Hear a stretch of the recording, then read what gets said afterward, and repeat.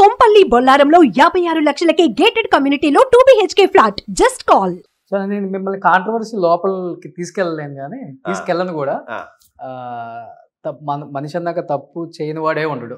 తప్పు చేయడం మానవ నైజం, దాన్ని సరిదిద్దుకోవడం కూడా మన నైజం అని చెప్తాం. కాబట్టి ఒకనొక టైంలో ఒక 3-4 years బ్యాక్ మీరు లాస్ట్ సీరియల్ అని చెప్పారు కదా. అవునండి. ఆ సీరియల్ తర్వాత కొంత రచ్చే జరిగింది మీ మీద. జరిగింది.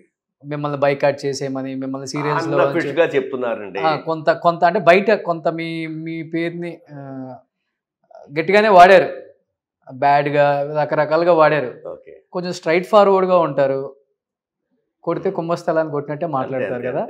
ఇవన్నీ ఎలా డైజెస్ట్ చేసుకోగలిగారు, ఎలా ఓవర్కమ్ చేసుకుని? నా ప్రొఫెషన్లో ప్యాషనేట్ కాదు, నాకు పెద్ద ఎయిమ్స్ అనేది లేదు. ఐఎమ్ కంటెంటెడ్. వచ్చిన దాంట్లో తృప్తి పడతా, రాలేదా కూర్చుంటా, అప్పులు చేస్తా, మళ్ళీ వస్తే మళ్ళీ అప్పులు తీరుస్తా. ఇప్పుడు అక్కడ ఏదో ఒక చిన్న గొడవ అయింది, వాళ్ళు ఏదో చేశారు అన్న బిడ్డగా ఏదో. నేను ఒక ప్రొడ్యూసర్, నాకు డబ్బులు ఎగదొబ్బాడండి, నాకు రీచబుల్గా లేడండి. నేను నా ప్లాట్ఫామ్లో ఉన్నాడండి, సోషల్ మీడియాలో వాయించానండి, అది అందరం చూసాం, వాయించానండి. దాన్ని పెద్ద ప్రొడ్యూసర్ కౌన్సిల్లో ఇష్యూ చేసి అవి ఇవి చేసి దాన్ని ఏదో బ్యాన్ చేస్తా, ఏం చేస్తున్నారు, మీరు చేసేది ఏంటయ్యా, నాకే ఇలా అడిగితే చేయను అని చెప్పి నేను చెప్పాను. అన్అఫిషియల్గా చేశారు కానీ అఫీషియల్గా they didn't have any guts to make its legal. ఒక లెటర్ పంపించమని చెప్పండి నాకు, అయితే ఇక్కడ మా యూనియన్ మెంబర్ ఇక్కడ పంపించమని చెప్పండి. ప్రొడ్యూసర్ డబ్బులు ఎక్కొట్టాడు, నేను వాడిని డ్యామేజ్ చేశాను ప్లాట్ఫామ్లో, డబ్బులు ఇచ్చుంటే అయిపోయింది కదా. They made it mess, not me. ఇప్పటికీ నాకు ఈ 3 ఏళ్లలో నాకు 30-40 ఆఫర్లు వచ్చారు.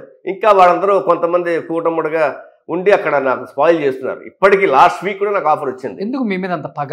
స్ట్రైట్ ఫార్వర్డ్గా ఉంటాను, I didn't give a chance. నేను కరెక్ట్గా ఉంటా, ఎప్పుడు వాళ్ళ సైడ్ నేను ప్రొడక్షన్ కానీ పేమెంట్ ఎగదప్పడం లోపాలు చెప్తూ ఉంటా. అవన్నీ వాళ్ళు గ్రడ్జ్ పెట్టుకున్నారు. ఒక పర్సనల్ ఇష్యూ అనేది ఒక 3-4 yearsలో ఒక పర్సనల్ ఇష్యూగా పర్సనలీ ఒక తప్పు చేశానండి. That is different. ఒక వేషాన్ని తీస్తారండి, అయిపోయింది. That is different. ఛానల్కి చెప్పాను, ప్రొడ్యూసర్ చెప్పాను, అయిపోయింది. అది దాంతో దానికి అయిపోయింది. పర్సనల్ తప్పు చేశాను, బట్ నేను వాంట్ చేశాను. తెలిసి చేశారు? అది కూడా తెలిసే ఏంటి చెప్పాను, సార్ నన్ను తీసేయండి సార్, నేను చేయలేను, నాకు పర్సనల్ ఇష్యూ ఉంది, లేకపోతే అవతల వైపు వాళ్ళు తీసేయండి, నేను వర్క్ చేయలేను, నన్ను తప్పు చేయను ఒకటి ప్రొఫెషన్లో చెప్పాను. అయినా వాళ్ళు మెయిన్ క్యారెక్టర్ కాబట్టి వాళ్ళు లేదని అన్నారు. బట్ నేను ఊహించినట్టే, నేను చెప్పినట్టే ప్రొఫెషన్లో ఒక ఆర్టిస్ట్ చెడామెడా తిట్టిపారు దుబ్బాను. అయిపోయింది, నన్ను రీప్లేస్ చేశారు. Right, that is over. నన్ను పంపించి నెక్స్ట్ షెడ్యూల్ పిలుస్తా అని చెప్పి పంపించి ఆన్ ది వేలో ఫోన్ చేసి, సార్ మిమ్మల్ని రీప్లేస్ చేస్తామని చెప్పారు.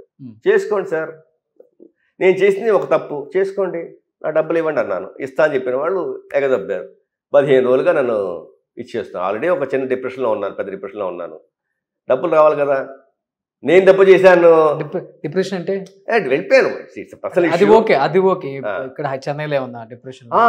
నాకు యాక్చువల్గా ఏంటంటే ఖుష్బు గారి సీరియల్లో లక్ష్మీ స్టోర్స్ అనే దాంట్లో ఒక పెద్ద షటర్ తల మీద పడి నేను చచ్చి బతికా. కరెక్ట్గా స్కాల్ప్ మీద పడింది. అదే కనుక ఇక్కడ ఒక 12-15 feet షటరు, హైట్ ఒక 15-20 feet నుంచి పడి కరెక్ట్గా కట్ అయింది ఇక్కడ. నాకు ప్లాస్టిక్ సర్జరీ అయింది, స్కాల్ప్ సర్జరీ, కరెక్ట్గా స్కాల్ప్. అదే కానీ స్కల్ మీద పడి ఉంటే బొర్ర చెక్కలయ్యేది. అది ఎప్పుడు July 1st, 2019 ఆయుష్ అయిపోయింది యాక్చువల్గా. ఇంకా ఏమున్నాయో గుడ్ ఆర్ బ్యాడ్ అనుభవించాలి. అది జరిగిన తర్వాత ఏంటంటే ఒక డిప్రెషన్లోకి వెళ్ళిపోయేవాడిని, భయం వేసేది. హైదరాబాద్కి వెళ్ళాలంటేనే షూటింగ్కి హోమ్ సిక్ అయిపోయేవాడిని, ఏడుస్తూ వెళ్ళేవాడిని.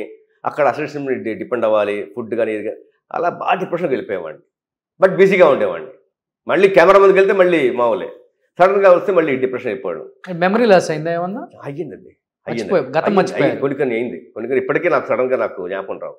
బట్ ఇప్పుడు కొంచెం ప్రాపర్ మెడికేషన్ వాడుతున్నాను. ఆ డిప్రెషన్లో ఒక పర్సనల్ ఇష్యూ ఒకటి జరిగింది, అది అయింది.